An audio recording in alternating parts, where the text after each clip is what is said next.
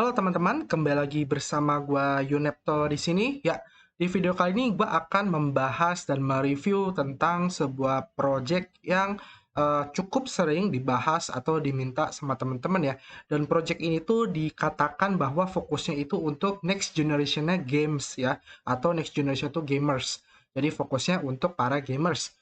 Jadi apa itu projectnya? Projectnya adalah OR system ya, atau ORE system, OR system. Ya, jadi OR system next gen NFTs seperti itu. Jadi apa itu OR system dan fungsinya apa, tujuannya seperti apa, tokennya itu fungsinya apa. Nah, kita akan langsung bahas aja ya. Di sini kalian bisa lihat di Coin Market Cap ya, itu nama tokennya adalah ORE token atau OR ya. Bahasa Inggrisnya OR, tickernya itu di ranking 3471 ya, dan di harganya akan bisa lihat sendiri 0,0000 sekian ya. Dia memiliki awalnya ketika pertama kali dibuat itu maksimal supply dia di angka 4 kuadriliun ya, 4 kuadriliun 100 triliun ya, 4 kuadriliun 100 triliun.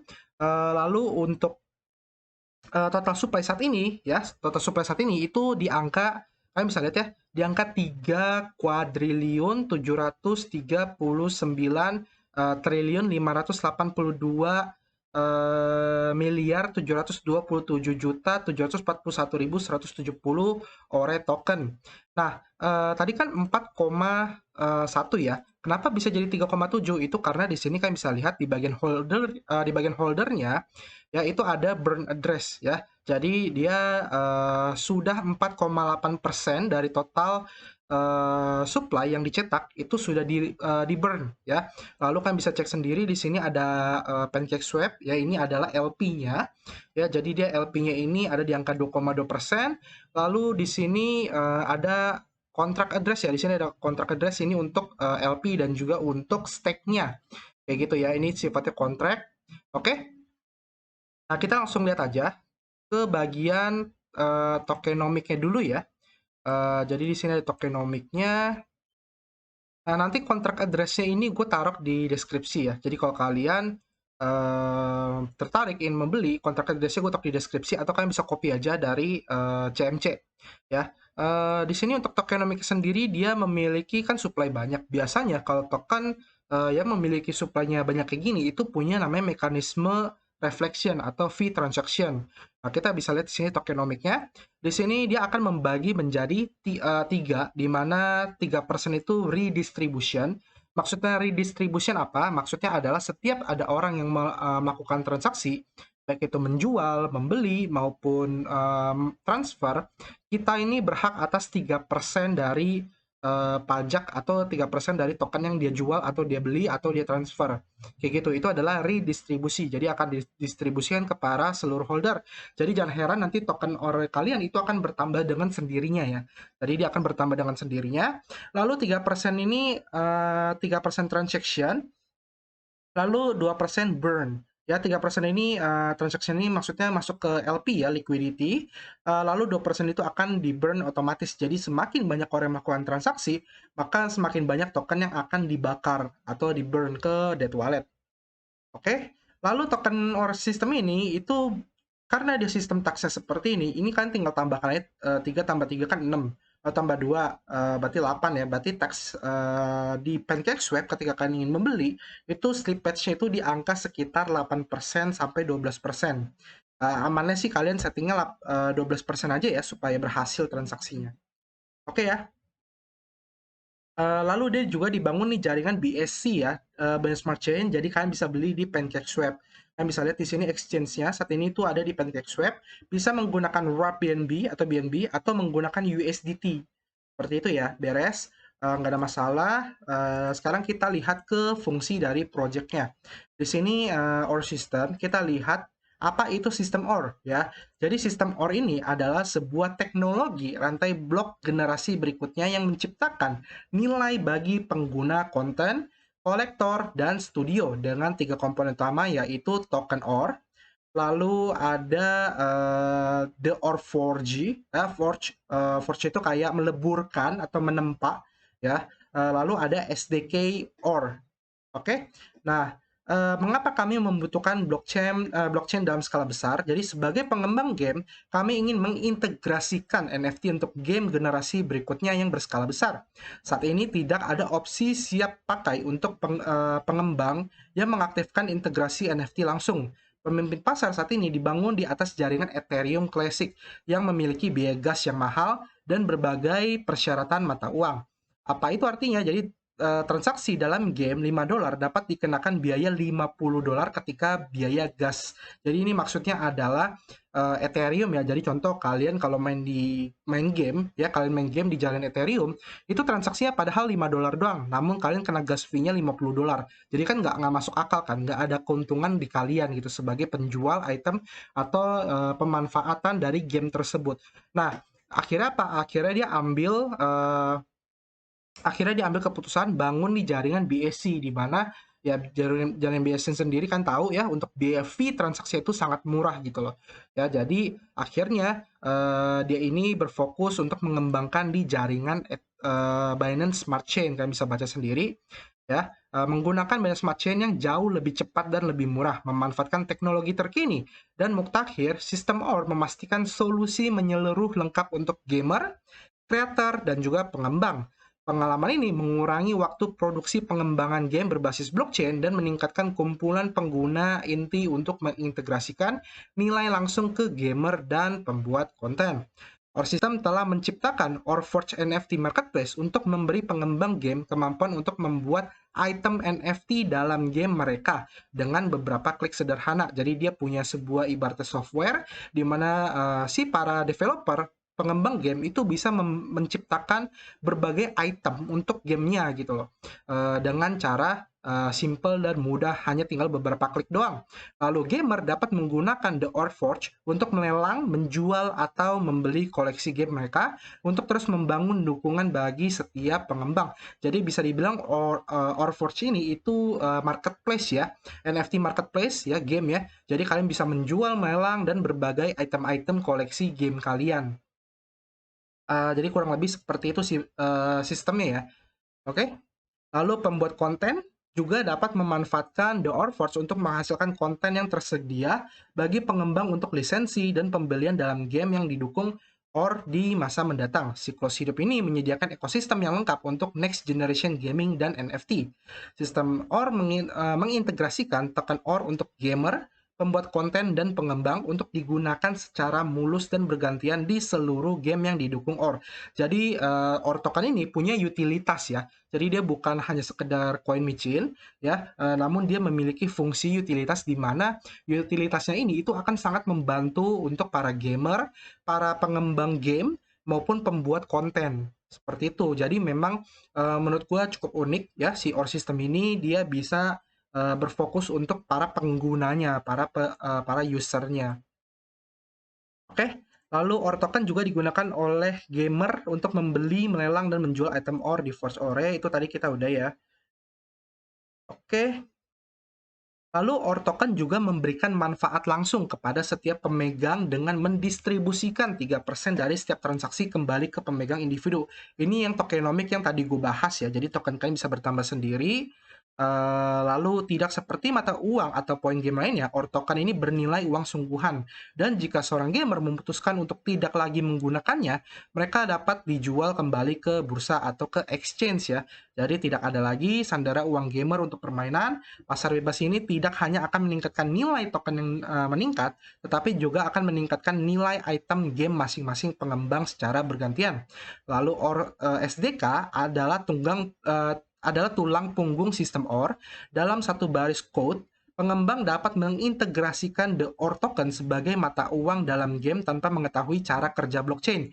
Ya, jadi misalnya nih para pengembang game ya, kan mereka kalau membuat game itu kan menggunakan bahasa pemrograman itu berbeda dengan blockchain. Blockchain itu butuh namanya Solidity sebagai bahasa pemrogramannya. Sedangkan kalau membuat game itu mereka bisa pakai Unreal Engine, bisa pakai uh, Unity ya, dan lain-lainnya gitu loh.